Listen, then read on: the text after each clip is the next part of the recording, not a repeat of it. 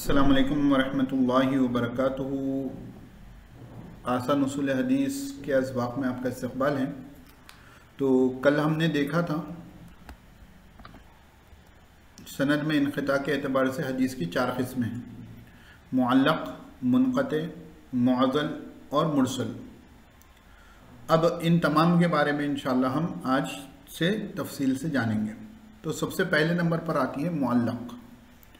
अल्लक़ा युअल्लिक़ु तालीक़न से इसमें मफ़ूल हो जाएगा मुअल्लक़। वो रिवायत है जिसमें रावी ने इब्तिदाए सनद से एक या चंद या तमाम रावियों के नाम हज़फ कर दिए हों। ऐसी हदीसें मोतबर नहीं होती।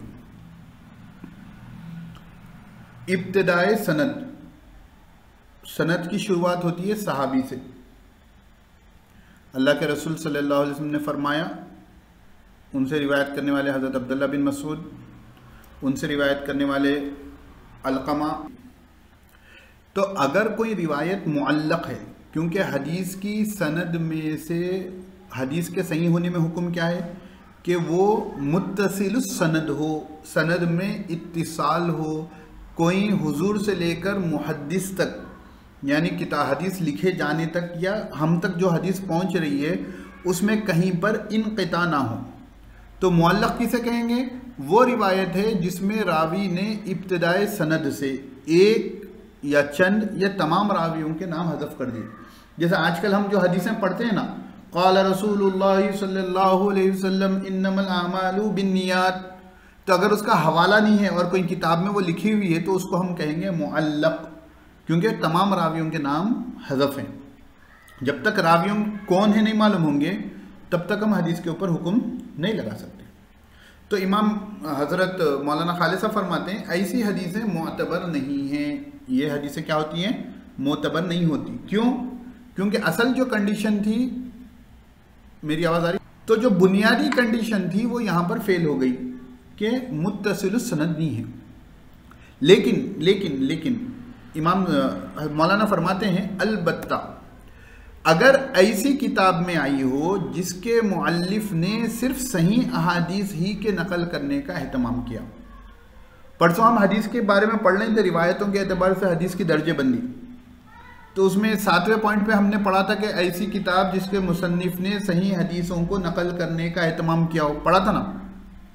तो यहाँ पर मुसन्निफ कह रहे हैं कि अगर ऐसी किताब में आई हो जिसके मुअल्लिफ, जिसके ऑथर ने सिर्फ सही अहादीस ही के नकल करने का एहतमाम किया हो और मुअल्लिफ ने उसको सेग़े जज़्म और यकीन से नकल किया हो, तो उसको मोतबर समझा जाएगा।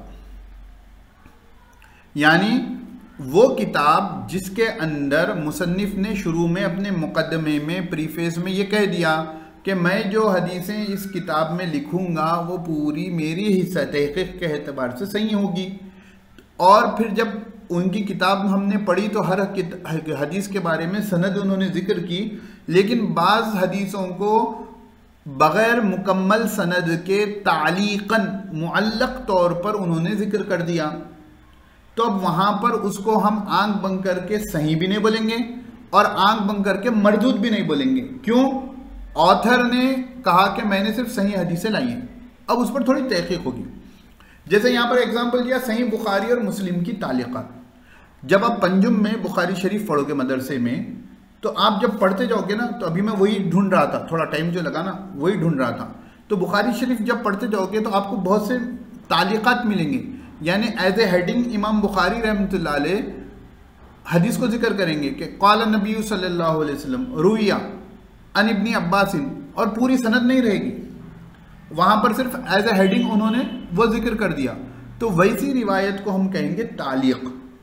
अब ये तफसील है, जब आप बुखारी पढ़ोगे तो आपको मालूम होगा कि बुखारी की पूरी तालीक़ात को हम कबूल करेंगे मिनवान, यानी जैसा सही बुखारी की हदीस का दर्जा है, क्या वही दर्जा इमाम बुखारी की तालीक़ात का है या नहीं है, उसमें तफसील है। फ़िलहाल मैं उसमें जाना नहीं चाह रहा, लेकिन आंख बंद करके हम उसको ज़ईफ़ नहीं कहेंगे। क्यों? इमाम बुखारी ने अपनी सही बुखारी में लाया जिसमें उन्होंने सही का एहतमाम किया। इमाम मुस्लिम में बहुत कम है, बुखारी में बहुत ज़्यादा है। मुस्लिम में चंद गिने चुने ही हैं जो तालिक़ात हैं जिसमें इमाम मुस्लिम ने बग़ैर पूरी सनद के कोई हदीस को जिक्र किया। अब जैसे यहाँ अरबी में चंद चीज़ें मैंने जिक्र की है, जैसा कि जो है कि पूरी सनद हज़फ कर दी जाए, जैसा ऊपर तारीफ में आया। मिसाल के तौर पर कहा गया क़ाला रसूलुल्लाह सल्लल्लाहु अलैहि वसल्लम, कि अल्लाह के रसूल सल्लल्लाहु अलैहि वसल्लम ने ऐसा फरमाया, तो ये क्या हो जाएगी आपकी मुअल्लक़। और उसी में जो है अन यहज़िफ़ कुल्लुल इस्नाद इल्ला सहाबी और इल्ला सहाबी व ताबई, बाज़ वक़्त क्या होता है कि सिर्फ सहाबी के नाम तक सनद हज़फ होती है और कहते हैं कि अन इब्न अब्बासिन क़ाल क़ाला रसूलुल्लाह सल्लल्लाहु अलैहि वसल्लम, तो ये भी मुअल्लक़ हो गई, क्योंकि सहाबी के बाद सहाबा से किसने सुना? ताबई ने। ताबई का नाम कहाँ है भाई? ताबई से किसने सुना? तबे ताबई ने, उनका नाम कहाँ है? तो ये क्या हो जाएगी आपकी मुअल्लक़ हो जाएगी। उसी तरह बाज़ मरतबा क्या होता है, सहाबी का भी नाम होता है, ताबई का भी होता है, उनसे पहले वालों का नाम नहीं होता है, तो उसको भी हम क्या कहेंगे? मुअल्लक़ कहेंगे। ठीक है, तो वो रिवायत जिसमें इब्तिदाई सनद से एक या चंद या तमाम रावियों के नाम हज़फ कर दिए हों। अब देखो यहाँ पर जो सेंटेंस आया था ना, उसके लिए मैं थोड़े एग्जाम्पल्स ले लिया हूँ ताकि आपको समझ में आए कि यहाँ पर कहा ना कि उनको सेग़े जज़्म और यकीन से जिक्र किया हो। तो तैसीर मुस्तलिहुल हदीस एक किताब है, आसान उसूल हदीस जैसे है ना उर्दू में आसान, उसी तरह जो है अरबी में दक्तुर तहान की लिखी हुई किताब है, उससे ये एग्जाम्पल्स है। जैसे मा ज़ुकिरा बिसीग़तिल जज़्मी, जिसको सेग़े जज़्म से जिक्र किया गया हो। जैसे अगर मुहद्दिस ये कह दें क़ाला, ज़करा, हका, तो ये तीन अल्फाज को हम कहते हैं सेग़े जज़्म, यानी मुहद्दिस इस हदीस की निस्बत यकीनी तौर पर हुजूर सल्लल्लाहु अलैहि वसल्लम की तरफ कर रहे हैं, तो उस हदीस को हम सही कहेंगे। ये बड़ा अहम फ़र्क है।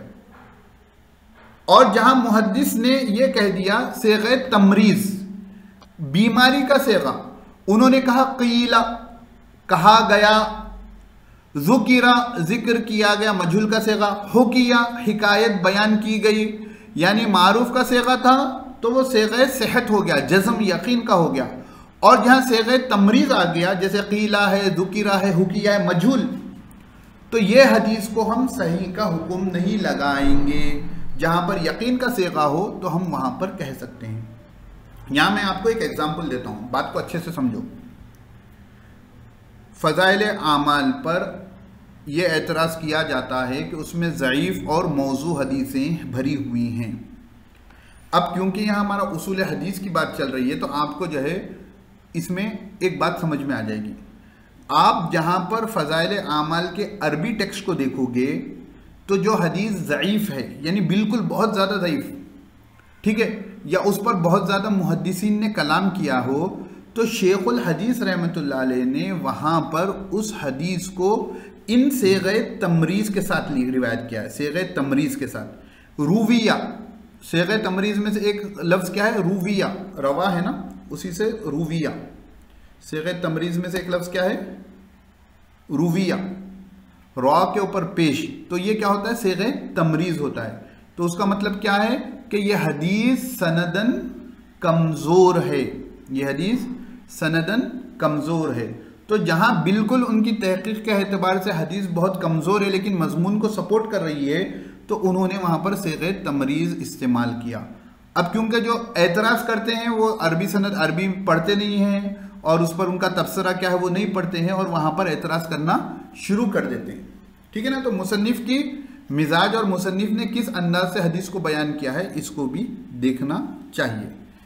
अब जैसे जो है यहाँ पर जो क्या बोलते हैं अपने मुअल्लक़ की मिसाल है, तो एक मिसाल मुझे जो है फौरी जो है जल्दी में जो मैं ढूंढा हूँ उसमें मिली है, वो इमाम बुखारी रहमतुल्लाह ने फरमाया कि बाबु कौली नबी सल्लल्लाहु अलैहि वसल्लम बुनियल इस्लामु अला खम्स। तो ये एग्जैक्ट आपके यहाँ से एग्जाम्पल नहीं है, लेकिन फ़िलहाल काम चलाओ समझने के लिए कि नबी करीम सल्लल्लाहु अलैहि वसल्लम का फरमान बुनियल इस्लामु अला खम्स, इस्लाम की बुनियाद 5 चीज़ों पर है।